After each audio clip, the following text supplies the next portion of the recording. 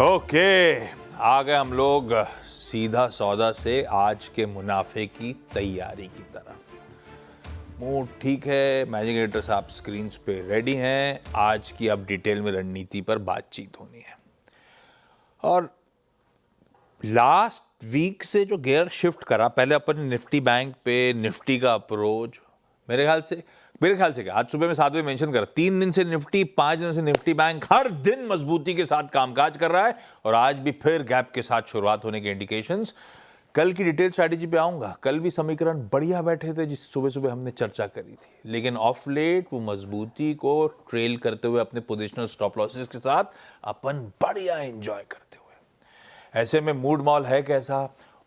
और दूसरा, अपन ने जो गियर शिफ्ट करा था उसके पीछे क्या लॉजिक था, किस मकसद से करा था? बिल्कुल Ashish, good morning. Good morning. Good morning. आज सुबह एक ट्विटर पे बहुत अच्छे मैसेजेस आए मुझे, तो मैं थोड़ा सा मूड ठीक था क्योंकि बहुत लोगों ने इस रैली को पूरा कैप्चर किया और प्ले किया। मैं एक बात बताऊं, मैं खुद अनकंफर्टेबल था, लेकिन फिर भी एक फीलिंग आ रही थी कि, और जब आप अनकंफर्टेबल होते हो ना, तभी आप सबसे ज़्यादा अच्छा एक्चुअली कई बार परफॉर्म कर पाते हैं। लेकिन 2 हफ्ते से हम बुलिश क्यों थे, पहले तो इसकी बात कर लेते हैं। आई थिंक 11 या 12 मार्च के बाद से हमने एक बुलिश व्यू लिया था। उससे पहले भी थोड़ा सा शॉर्ट कट करने की तो बात की थी, लेकिन बुलिश हम 11 या 12 मार्च के करीब से हुए थे। और हमने एक चीज़ कही थी कि सब शॉर्ट काट कर अब आप लॉन्ग हो जाइए। 22,150 वो लेवल था। देखिए, मैं ये क्लेम नहीं करता कि 21,900 पे हमने लॉन्ग कहा। हमने 22,150 से लॉन्ग कहा था, 22,150 पे कि अब आप शॉर्ट काट दीजिए और अब आप लॉन्ग हो जाइए। ऐसा क्या दिखा ग्लोबल मार्केट में, ऐसा क्या दिखा ओवरऑल मार्केट में, और ऐसा आगे क्या दिख सकता है, इसकी बात कर लेते हैं। सबसे इंपॉर्टेंट आशीष था ग्लोबल मार्केट का मैसेज, और उसमें सबसे इंपॉर्टेंट था एक चीज़ जो पकड़ी थी, डॉलर इंडेक्स। एक बार डॉलर इंडेक्स दिखा दीजिए हमको।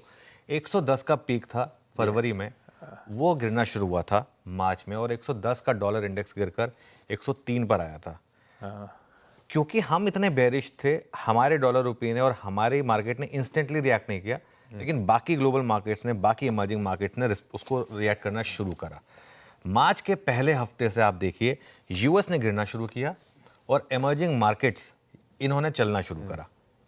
पिछले 2 दिन से यूएस भी ऊपर है, वो अलग बात है, लेकिन मार्च में ऐसा होना शुरू हुआ और टेल एविडेंस मिलने लगा कि पैसा यूएस से निकलकर इमर्जिंग मार्केट में जाने लगा। चाइना और ब्राजील में तो पैसा फरवरी में जाना शुरू हो गया था, उन्होंने तो पहले ही उसको प्रीएम्प्ट कर दिया था। हमारी मार्केट में एक सेंस बनी कि एफआई की सेलिंग थोड़ी कम हो रही थी, और वो आप नोटिस कर रहे थे धीरे धीरे वो जो, और ये सब बातचीत हो रही थी, ये सब बातचीत हमारी हो रही होती थी। हाँ। एफआई की सेलिंग कम हो रही है, एफआई की सेलिंग कम हो रही है। एफआई ने शॉर्ट ऐड करना बंद कर दिया था, कवरिंग नहीं स्टार्ट करी थी, लेकिन शॉर्ट ऐड करना बंद कर दिया था, और एफआई के शॉर्ट्स ने पैसा बनाना बंद कर दिया था। सबसे इंपॉर्टेंट आई थिंक ये था, जब आपके शॉर्ट्स पैसा बनाना बंद कर दें। और उसमें मैंने एक तड़का जो जोड़ा था वो ये था कि निफ्टी ने डे लो के बजाय डे हाई के करीब बंद होना शुरू कर दिया था। 11 मार्च के बाद निफ्टी डे लो पर बंद नहीं हुआ। 11 मार्च से पहले निफ्टी डे लो के आसपास बंद होने की तैयारी करता था। 11 मार्च के बाद निफ्टी ने किसी भी दिन डे लो के करीब क्लोजिंग नहीं दी, और एक आध दिन दी होगी, अलग बात है। बाकी ज़्यादातर डे हाई के पास निफ्टी ने क्लोजिंग दी। मैं एक चीज़ और ऐड कर रहा हूँ, क्या अब ये फाइनल बॉटम है या नहीं है, हमें नहीं पता। मुझे नहीं पता, हो सकता है ये मार्केट इस रैली में भी फेल हो सकता है ये मार्केट वापस एक बार 21,800 पे चली जाए, ये हमें नहीं पता। लेकिन हमारे हाथ में क्या है जो हम कर सकते हैं कि अब इस ट्रेड से आपको स्टॉप लॉस बाहर निकालेगा। और एक चीज़ कल मैंने क्लोजिंग में बात कही थी कि अब क्योंकि फेड का डिसीजन आना है, ओवरनाइट रिस्क है, तो आप स्टॉप लॉस कैसे लगाएंगे। उसका तरीका था 22,800 की पुट ले जाए, 35 रुपये की पुट थी। अब अगर निफ्टी 100 पॉइंट ऊपर खुलेगा, वो आपका 35 जीरो हो जाएगा, लेकिन 100 फिर भी उसको आप एज इंश्योरेंस कॉस्ट मानेंगे तो और 65 ऐड ही हो जाएंगे उसमें, है ना।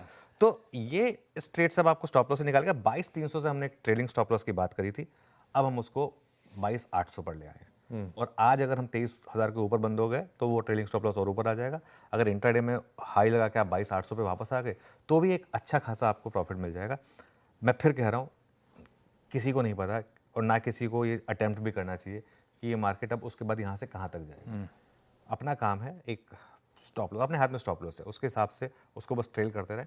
और कहाँ तक जाएगी ये तेज़ी, जब 22,150 शुरू। अच्छा, एक और चीज़, ये आइडिया नहीं था कि इतनी जल्दी 4 दिन में 22,800 22,900 आ जाएगा 22,150 से। ये आइडिया किसी को नहीं था। और ये आइडिया ये इसीलिए ना मार्केट में एक ट्रेंड को पकड़ने की या एक ट्रेंड चेंज को पकड़ने की अहमियत है, क्योंकि अगर आप उसको एक बार पकड़ लें और उसके बाद आप उसमें बैठना पड़ता है। कई बार बीच बीच में डाउट्स आते हैं, कई बार बीच बीच में लगता है कि नहीं थोड़ा सा मामला चेंज हो रहा है। मुझे भी आया बीच बीच में डाउट्स एक आध बार, लेकिन एक सेंस बन रही थी कि नहीं अब मार्केट यहाँ से शायद आपको तेजी में पैसा बना के देगा। हाँ, और उस मूव्स के साथ हमने अपने स्ट्रैटेजी को भी बड़ा चेंज करा और क्या बढ़िया कमाई हुई। ये सारी चर्चा हुई थी over a period of time, जो इंडिकेशन सटल हिंट्स आने शुरू हुए थे, मूड माहौल बदल रहा था, उसकी एक ब्यूटीफुल मैपिंग सुनिए पिछले कुछ दिनों में जो हमारी चर्चा हुई थी, उसके बाद हेडलाइंस के साथ लौटेंगे। कल एफआई की सेलिंग इंटेंसिटी भी थोड़ी कम हुई है, तो ये एक अच्छी चीज़ है कि कैश में कम बेचा, फ्यूचर्स में खरीदा। कुल मिलाकर ये कह सकते हैं कि ये रिलीफ रैली कल की, अब ये रिलीफ रैली चल सकती है।